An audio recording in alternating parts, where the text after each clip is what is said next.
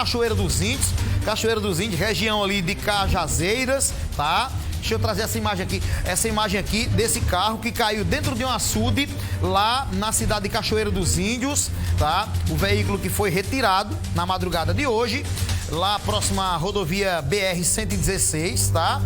De acordo com o Corpo de Bombeiros, a equipe foi acionada, populares ligaram para o Corpo de Bombeiros, fizeram-se buscas nos locais, foi realizado, ninguém foi encontrado no automóvel, tá? Aí o carro estava dentro do açude, caiu dentro do açude lá. A placa é de São Gonçalo do Amaranto, do Rio Grande do Norte. Olha aí. Ô, Júlio, aquilo é a lua cheia, Júlio? Não, é a imagem de um farol, Júlio. É o farol, pensei que era a lua cheia ali, ué. Não, pensei que era a lua cheia. Esse aqui é o carro. 11h56 agora, 11h56. Eu pensei que era a lua cheia.